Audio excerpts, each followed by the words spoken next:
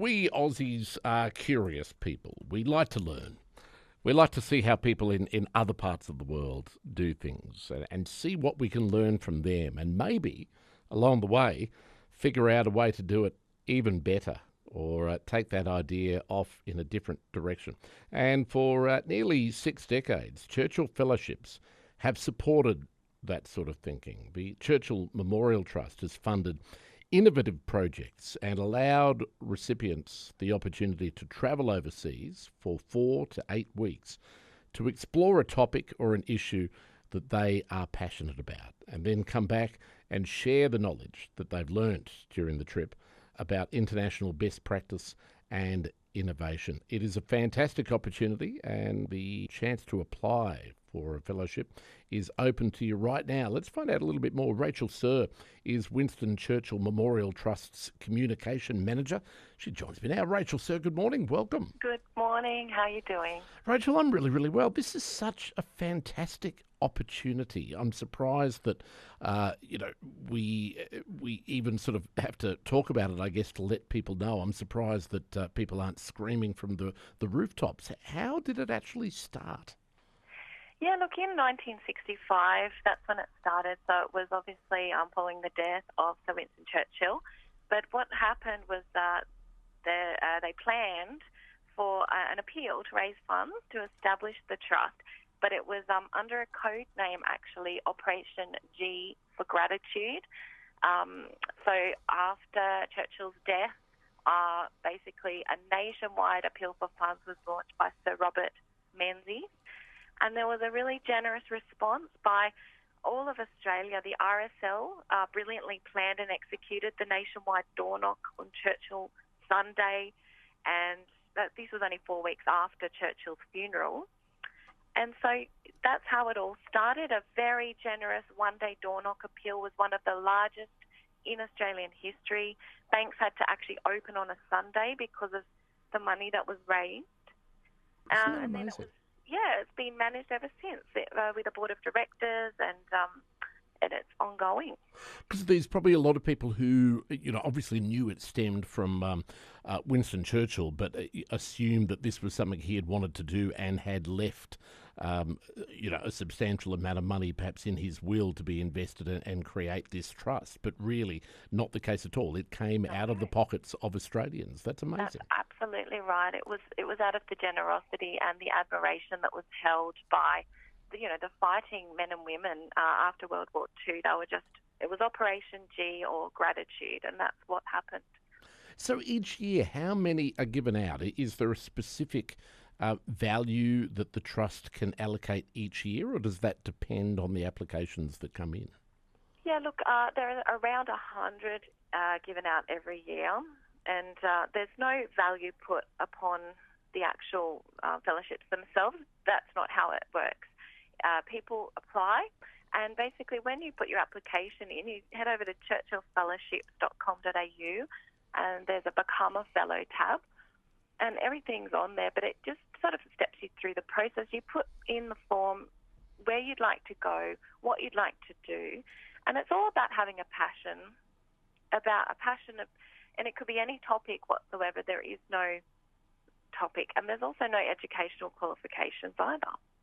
Which is amazing. And really, the breadth of topics that you can explore is quite amazing. Let's just clarify, because we might be giving the impression that, virtually anything you can come up with would fit the bill. But I guess there has to be criteria. It could be a bit of a rundown on what they can be used for and what they can't be used for. Yeah, well, look, this is a fairly easy question because the range of topics are limitless. So applicants, they're empowered to design their own projects. So if you've got a passion in, for example, science or wig making or improving domestic and family violence, cricket bat making, for slow fashion, if you love helping people with dementia, it could be anything, investigating outlaw motorcycle gangs. If you're a passionate berry grower, a cheese maker or a sculptor, there's literally no limit on the topic. The main thing is, are you passionate about this? And can you see how it could benefit Australia. And moreover, do you know that overseas they're doing things differently, better? You want to learn from overseas and then bring that knowledge back to Australia. And what's an example of? I mean, you mentioned a few there, but and you also talked about science, and a lot of people could think of the logical things that would fit into science, medical research, a lot of standard things like that. But is there an example that comes to mind of a fellowship or a project that's been funded that just is out of the bag, that people just would not have thought of? Yeah, look, there's so many. It's really hard to think of examples. But, for example, restoring 18th century clarinet is just one example. So that particular fellow, he realised that the way that restoring the clarinets was out of sync with the rest of the world in Australia, and so he went overseas to learn how to do it, brought the knowledge home. And now we can actually have those clarinets play the music, which is originally how it was intended to be heard. Wow. So that's just one very obtuse example, but they're more well-known examples. For Peter Cundall, the late Peter Cundall, he was a Churchill Fellow, and he went overseas to Africa, the US, the UK to look at organic gardening, and he also explored the idea of presenting gardening programs on the recently invented colour TV, and he thought colour TV would be ideal for demonstrating processes involved in making a garden. And then Peter presented the program Gardening Australia for more than 30 years. Incredible. So actually, that's a really good example, and so is the clarinet fellow that you mentioned earlier. Because I was going to ask, are there any winners for whom the Churchill Fellowship has effectively become the gateway to a new career or a different direction for them? But I guess in many cases, that's almost the idea, isn't it? So Peter Cullen, ended up making a career out of what he suspected was true and researched, and so did the clarinet restoration man as well. Yeah, look, they're transformational, and to say it's a like a life-changing opportunity would be an understatement. It's just people have quit their jobs so they can do a fellowship, but they then start a new career direction. So definitely. And it's just too good an opportunity to miss. It's about, can you see an improvement to society in any shape or form that you're passionate about? And then where would you like to go around the world to see it done best practice? Where do you want to basically see it in action, borrow ideas, and then that's only part of the journey. Once you've done that part, you come back to Australia, and that's when, I guess, the rubber hits the road, and that's when real innovation and change, transformative change for the better can actually happen, and it does happen. Another example that is from Queensland is supermarket unit pricing. So Ian Jarrett from Queensland, he went overseas to Belgium, Ireland, Sweden, UK and USA to look at unit pricing or price per kilo or litre arrangements. And he's brought that back to Australia. So now every supermarket you go to, you look at the little price tags and you can calculate the price per kilo and litre. That's because Ian Jarrett brought that back from overseas. Wow, okay. So that's an example of something that, everyone loves and takes advantage of now, but no one would know that it started with the Churchill Fellowship. Totally. And I love that one too, actually. And there's so many. Like another example is, I love this one, the Play School theme song. So the late Richard Connolly, he went overseas to Italy, Germany, the UK, France to study radio broadcasting, especially in making features and stereophonic production. And he came back to Australia, but he composed the Play School theme song. There's a bear in there and a chair as well. I know. That is fantastic.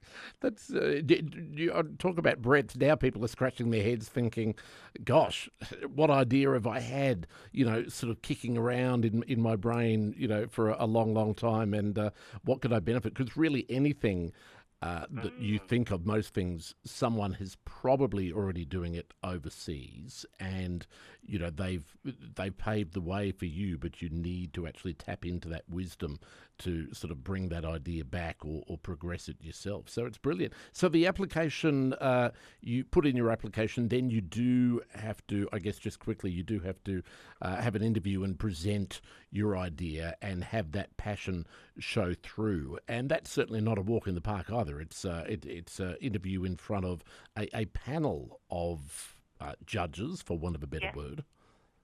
Yeah, so the applications close on the 1st of May, and then between May and June, selection panels reviewing the applications and shortlist the interviews, and then June, July, that's when interviews are held in every state and territory, and then from there the applicants are advised if they're going to the next stage, and the board will announce the final people, the new fellows, in around September this year, and then from November, fellows can even travel if they're keen. How brilliant. Just finally, if someone, because obviously it would be highly contested, I'm sure, and that's a testament to what a great opportunity it is.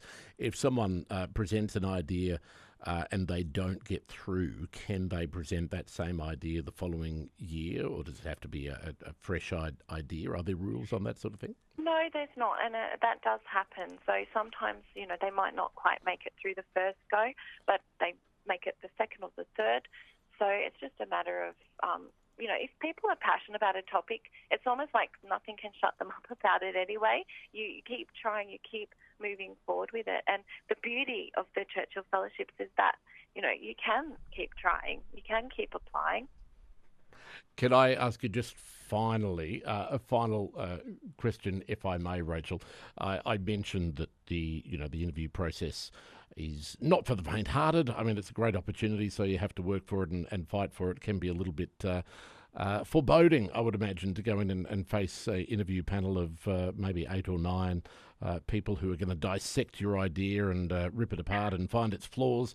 A little bit scary. I believe that the Churchill Trust has a way of making you feel calm pre-interview. Can you tell me about that, or is that a top state secret of the Churchill Trust? No, it's lovely. So the Trust has whisperers. I'm not sure if I meant to say that, but horse whisperers. Yes. Well, I like horses, so I know that term. But there's also a term for people whisperers, and it's about just being there and being calm with a person. And so basically, you're not going to go along to an interview and be sat there and left alone and to panic. Basically, the Trust has people around who can then sit alongside you and help you be calm, help you be brave, and that's what it means by being a people whisperer. It's like being a horse whisperer. But anyway, the Trust is a lovely, lovely organisation, and so to do that, they try to make that whole process as rigorous as it is. They try to not freak out the applicants at the same time. I think that is brilliant. Their job is to stop you drowning in a pool of your own sweat. Yeah, and the people that apply, are often people who are quite understated and almost think, well, could I do that? Could I do that? And they suffer from imposter syndrome. And that's also lovely, because those people, if they take their dream forward and their passion forward, we can see a lot of awesome continued positive changes in society. Indeed. So no one should be put off, and if it all becomes too much, there is the people whisperer to get you through, to calm you down as you go into the interview. Where can people find out more information and apply? It's on the website? Yeah, so please head over to churchillfellowship.com.au and you will be able to see Become a Fellow tab. If you click on Become a Fellow, that will give you everything you need to know. Fantastic. Hey, a pleasure to have a chat to you. We would encourage people to do so. Rachel, thank you so much for giving us the details. Lovely to chat. Yeah, lovely. Thanks for having me.